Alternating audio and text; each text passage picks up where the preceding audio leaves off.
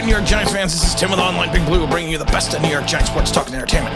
We're doing a 2 for 2 Monday. 2 in the box, ready to go. We be fast and they be slow. What movie's that from? I just wanted to do a quick video. Also, I'm going to be on tonight with the Bad Dog. Bad Dog, 10 o'clock p.m., his channel. Should be fun. Talking training camp, talking everything Giants. Jump on by, say hello. Haven't done a show with Mr. Bad Dog in a long time. I think we did a pretty good one last time. So it should be fun tonight. So hope everyone can stop by. I want to talk about Chandler Jones. Chandler Jones of the Cardinals has requested a trade. He's not happy with his $15 million. He wants a new contract. He saw what J.J. Watt got. So he wants to get paid. And who doesn't want to get paid? The guy's been a sack professional going back to 2015, really. 12 and a half, 11 and a half, 17 sacks, 13 and a half, 19 sacks. He had 1 sack last year because he had the bicep injury. So he only played in 5 games. And he wants to get paid. He wants some money. So he's now demanding a trade. He wants out of Arizona. I think he's just looking for a new contract. I'm not sure he could tremendously wants out of Arizona because of the fact that with what they're building there right now, why would you want to leave? Yeah, I know J.J. Watt got the money, but you're going to have a great guy sitting next to you. Jones is going to be due $15.5 million in the final year of his deal. He's still one of the premier pass rushers. Yeah, he's 31 years old and coming off an injury. But, the Cardinals have been paying guys. DeAndre Hopkins, made him the highest paid player. Bubba Baker gave him one of the richest extensions recently. So I'm not saying that, and I think he's just demanding a trade. I think he's going to be in camp. He's not going anywhere. And I've talked about this. I talked about this on Twitter briefly. To all the Giant fans that are already out there saying, we need to go get Chandler Jones. We need to go get him. Okay, great. What are you giving up for him?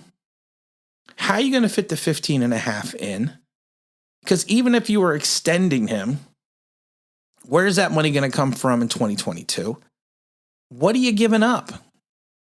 I don't think the Cardinals are going to be like, you know what, we're going to trade a premier pass rusher for a 3rd round pick. No, they're going to want something in return. I still think they're going to want a number 1. I don't think, first of all, here's the reality. And I said this, it's reality versus fantasy. I don't think they're going to trade him. I think they're going to find a way to get something done. He's got 49 sacks, from 2017 to 19. Like I said, he did have the bicep injury, but he's been fairly consistent against injury for the last 5 years, 6 years. There was the whole synthetic marijuana thing that got him traded out of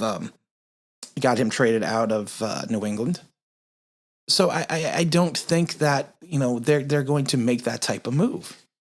Yeah, and it's great to talk about that. This should be the reality for the Giants, but it's not. It's not going to be. And that's kind of what we need to focus on right now. We need to focus on more reality than versus the perception of anytime someone's unhappy that we're going to turn around and trade for them. I've said this a million times. This is not Madden. We can't reset the salary cap by going to the settings button. So we don't have to worry about the salary cap. Any Madden players will understand what I mean with that. But I think the reality is, yes, we still need a pass rusher, and Giant fans are correct. We still need to find someone that can come in off the edge. I was still thinking Justin Houston is still available. He's still out there. And again, he's not going to be the sexy pick. He had 28 sacks over the last 3 seasons between Kansas City and Indianapolis. He's played 16 games the last 2 years in a row. Is he going to be the disruptive force that he was in 2014 when he had 22 sacks? No. Is he going to be the disruptive force that he had 11 sacks and 19? Yeah, I think he's going to be more towards that than he's going to be than what he was in 14. But we need a venerable presence on the edge. We need to generate some type of rush. And you can say that we're going to get it through the middle, but in reality, if our rush only comes through the middle, what do you think teams are going to do? They're not going to use the running back to chip out off the edge. They're going to keep him in the middle. They're going to keep him with the rush coming up the middle. It's football 101. It's very plain and simple. You are going to put your extra blocker where the rush is coming from. So if teams know that we can't generate a consistent rush from the outside, what do you think they're going to do? And also with Justin Houston, in my mind, Mr. Ojulari, it's the perfect mentor for Mr. Ojulari. Now, the only problem even with trying to sign Justin Houston is we still have some cap issues. And like I said, you got to remember, we're still under the rule of 51. So we got a bunch of guys to cut and maybe a bunch of guys to restructure just so we could bring a quality pass rusher in. Now, the only thing about Justin is if he wants to continue his career at this stage in time going into training camp, he might be amenable to having a veteran minimum contract, which we could slide under the books. But I think someone of his skill set, I think he's holding out for at least a 2-year deal. And I don't think the Giants are going to be willing to give that because, like I said, 2022, even per our own capologist, is saying is going to be a difficult season for the Giants. And hard decisions are going to have to be made in 2022. Difficult decisions, I think he said. But still, Justin Houston to me is more of a reality and more of a viable option than trying to trade for a 31-year-old Chandler Jones who's owned $15.5 million and is looking for a big extension.